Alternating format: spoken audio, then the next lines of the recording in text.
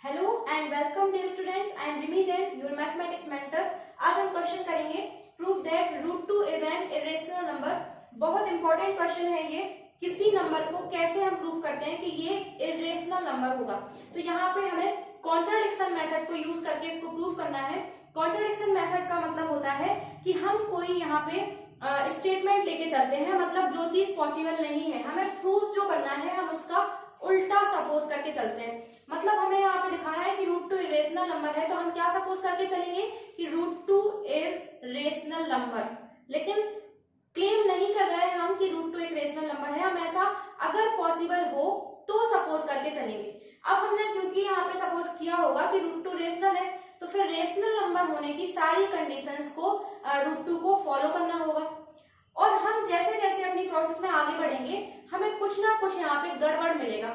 मतलब यहाँ पे जो चीज पॉसिबल नहीं है वो हमें यहाँ पे आगे जाते जाते मिल जाएगी और हम कहेंगे कि हमें यहाँ पे क्या हो रहा है, कॉन्ट्राडिक्शन हो रहा है। कॉन्ट्राडिक्शन का मतलब होता है विरोधाभास। मतलब एक जगह हम कुछ कह रहे हैं और दूसरी जगह हम कुछ कह रहे हैं, मतलब दोनों चीजें एक साथ पॉसिबल नहीं है, उनमें से कोई एक ना एक गलत होना जरूरी है। तो फिर हम कहेंगे कि जो हमने सपोज किया था उसके वजह से हमें ये रॉन्ग स्टेटमेंट्स मिल रहे हैं और हम इसीलिए कहेंगे कि यानी कि रूट 2 रेशनल पॉसिबल नहीं है। तो फिर क्या होना चाहिए, root 2 irrational.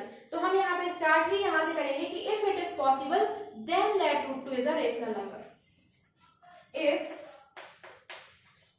it is possible then let root 2 is a rational number। हमने क्या सपोज कर लिया कि रूट 2 एक रेशनल नंबर है। अब हमें पता है कि जो रेशनल नंबर होता है हम उसको p अपॉन q के फॉर्म में रिप्रेजेंट कर पाते हैं। ये आप सब लोग जानते हैं, डेफिनेशन ही यही कहती है रेशनल नंबर की कि रेशनल नंबर को p अपॉन q के फॉर्म में रिप्रेजेंट कर सकते हैं। Then there exist two integers p and q such that कैसे हमें ये मिलेंगे, किस तरीके से रिप्रेजेंट कर पाएंगे हम। रूट 2 इक्वल टू हम लिख पाएंगे p अपॉन q और सभी जानते हैं where q can not be zero. q zero नहीं हो सकता, पढ़ चुके हैं। डिनोमिनेटर में हम जीरो लिखते हैं तो जो वैल्यू आती है वो नॉट डिफाइंड होती है, जीरो से किसी नंबर को डिवाइड नहीं किया जा सकता। एक मोस्ट इंपॉर्टेंट कंडीशन जो आपको याद रखनी है वो क्या है, ये तो हम सब जानते हैं। अब यहाँ p और q जो होंगे वो हम कैसे लेते हैं, where p and q are coprimes. ये क्या हमने लिखा, इसका मतलब इसी को हम ये भी लिख सकते हैं। आपको जो अच्छा लगे वो यूज कर सकते हैं। या तो आप यूज करिए कि p and q are co-primes, या यूज करिए HCF of p and q is equal to 1। दो नंबर्स को-प्राइम्स तभी कहलाते हैं जब उनके बीच में 1 के अलावा कोई भी कॉमन फैक्टर नहीं होता। तो p और q जो होंगे उनका जो कॉमन फैक्टर यानी कि HCF होगा वो क्या होगा, 1 होगा। तो आप चाहे ये लिखिए या फिर ये लिखिए। अब ये क्यों ले रहे हैं, जब भी हमारे पास कोई नंबर होता है रेशनल नंबर, तो जैसे यहाँ पे अभी लिखा है 4/6, तो अभी यहाँ पे ये सिंपलेस्ट फॉर्म में नहीं है।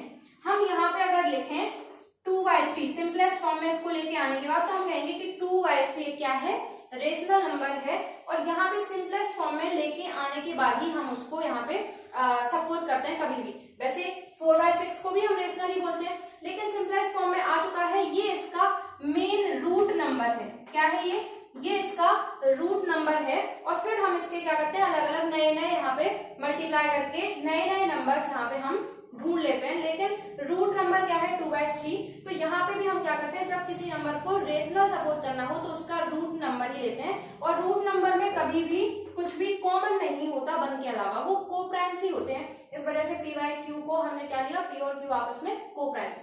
तो यहाँ तक हमारी बात क्लियर है। अब आगे हमें क्या यहाँ पे देखना है, हम अब क्या करने वाले हैं, हम कर देंगे स्क्वायर। यहाँ पे बोथ साइड स्क्वायर करेंगे तो यहाँ रूट 2 का स्क्वायर सब जानते हैं 2 होता है और राइट साइड में होगा p square upon q square.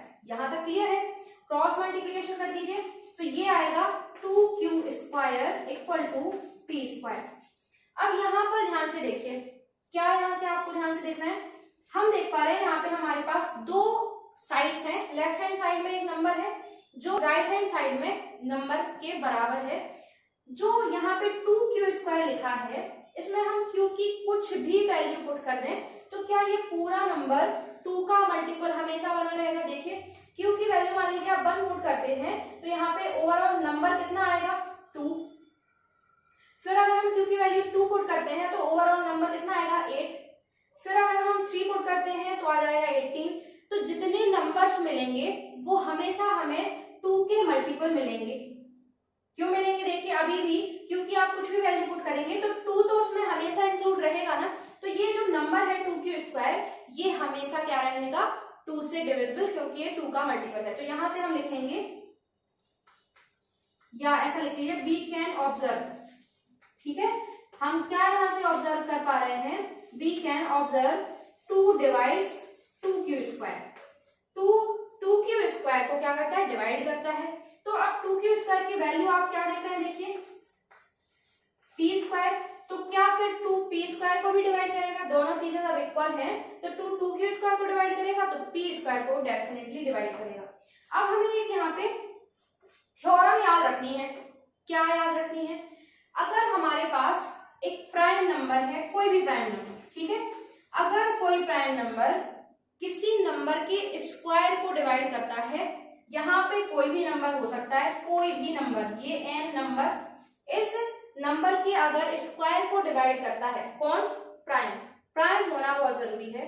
तो अगर कोई प्राइम नंबर किसी नंबर के स्क्वायर को डिवाइड करता है तो डेफिनेटली वो प्राइम नंबर उस नंबर को भी डिवाइड करेगा। जैसे यहाँ पे हम देख रहे हैं कि 2 अगर क्या करता है, 2 p के स्क्वायर को डिवाइड करता है तो फिर 2 उस p को भी डिवाइड करेगा। मान लीजिए हमने कहा आपसे अगर 2 4 के स्क्वायर को डिवाइड करता है, मतलब 4 के स्क्वायर मतलब 16 को डिवाइड करता है, तो फिर ये जरूरी हो जाता है कि 2 4 को भी डिवाइड करेगा।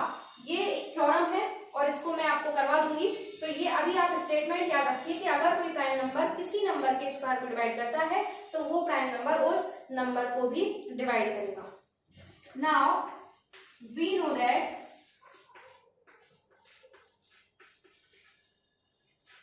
if a prime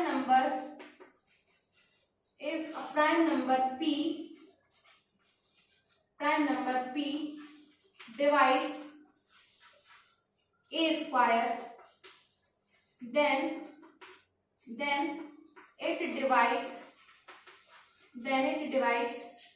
a also। Clear है, हमने क्या लिखा है यहाँ पे कि अगर कोई नंबर p a स्क्वायर को डिवाइड करता है तो फिर डेफिनेटली वो a को भी डिवाइड करेगा। तो यहाँ से हम देख रहे हैं 2 प्राइम नंबर है, 2 p स्क्वायर को डिवाइड कर रहा है तो फिर 2 को p को भी डिवाइड करना पड़ेगा। तो यहाँ से हम क्या लिखेंगे, यहाँ से हमें नया रिजल्ट क्या मिलेगा, हमें मिलेगा 2 डिवाइड्स p।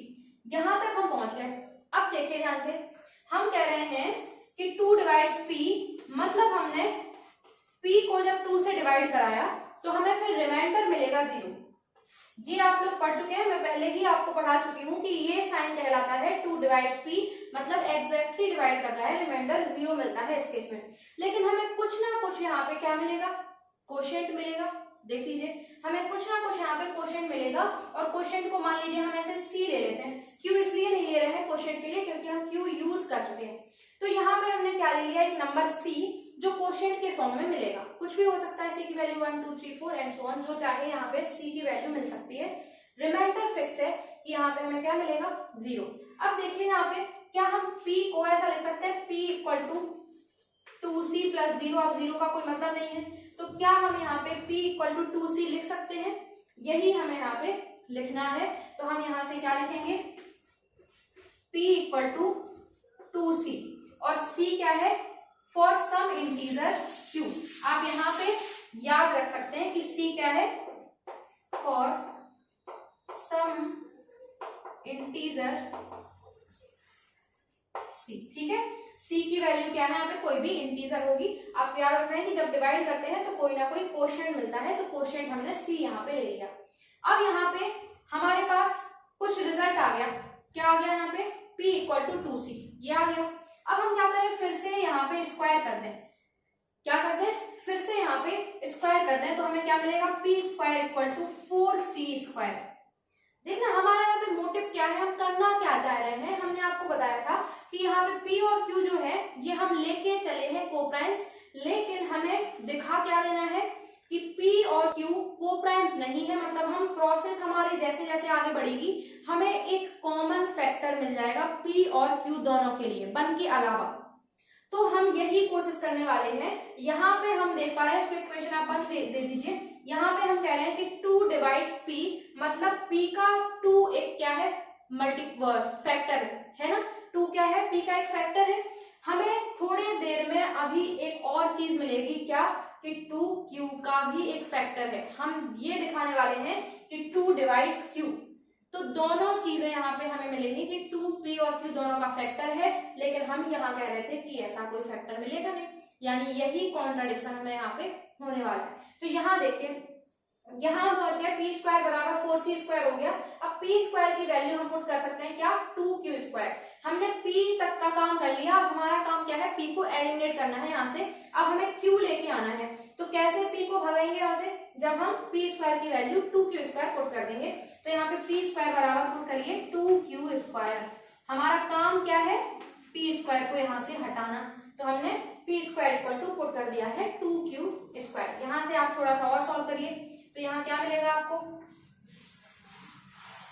यहाँ से क्या मिलेगा आपको, ये मिलेगा q square equal to 2c square, मिल गया।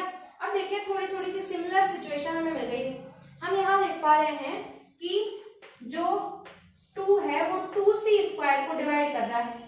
जब 2c स्क्वायर को डिवाइड कर रहा है तो फिर q स्क्वायर को भी इसको डिवाइड करना चाहिए।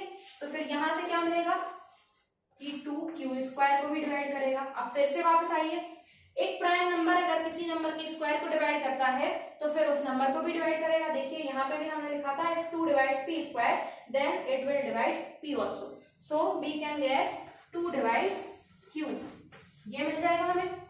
अब बस इसको हम दे देंगे इक्वेशन सेकेंड और हमारा काम बन गया। हम देख पा रहे हैं from equation first and second p और q दोनों का कॉमन फैक्टर 2 है, लेकिन पहले हम कह रहे थे कि p and q are coprimes. यहीं से हो गई गड़बड़, ये होने लगा कॉन्ट्राडिक्शन। एक जगह कहते हैं कि कोप्राइम्स है, एक जगह कहने लगते हैं कि 2 इनका फैक्टर।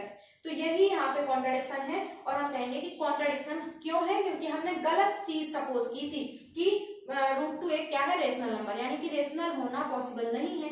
तो अब हम यहाँ पे लिखेंगे from equation first and second, equation first and second 2 is a common factor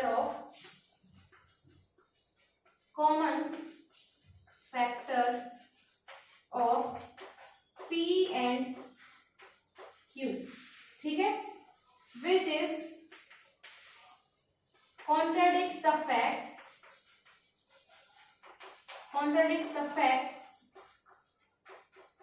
that p and q are co-primes, p and q are co-primes, ठीक है।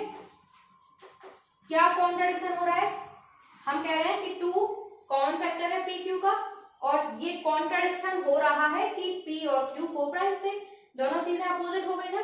तो हम कहेंगे hence our assumption is wrong, मतलब हमने जो सपोज किया था वो क्या है, रॉन्ग। अब ये नोट करिए, फिर मैं आपको बताती हूँ क्लास 9 क्या लिखनी है यहाँ पे। तो क्या लिखेंगे, हमने यहाँ पे बता दिया कि ये कॉन्ट्राडिक्शन है, तो क्यों है, तो हम लिखेंगे सो अवर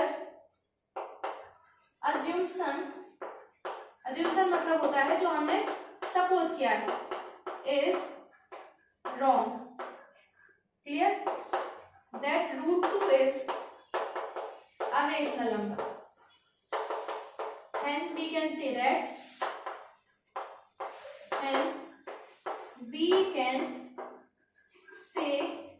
that √2 is an irrational number. Clear है? हमने यहाँ पे जो सपोज किया था वो यहाँ पे गड़बड़ हो रही है, इस वजह से हमने लिखा है कि हमारी अजम्पशन ही रॉन्ग है। क्या अजम्पशन? कि √2 एक रेशनल नंबर है, यानी हम कह सकते हैं कि √2 इज एन इरेशनल नंबर। इस तरीके से आप यहाँ पे किसी नंबर को इरेशनल दिखा सकते हैं। अगर यहाँ पे 3 को इरेशनल दिखाना है, मतलब √3 को, √5 को, तो भी सेम प्रोसेस से आप इसको सॉल्व कर सकते हैं। आप प्रैक्टिस कीजिए इसको, और कुछ अगर आपको कंफ्यूजन होता है तो आप कमेंट बॉक्स में कमेंट करके मुझसे पूछ सकते हैं। Thank you for watching.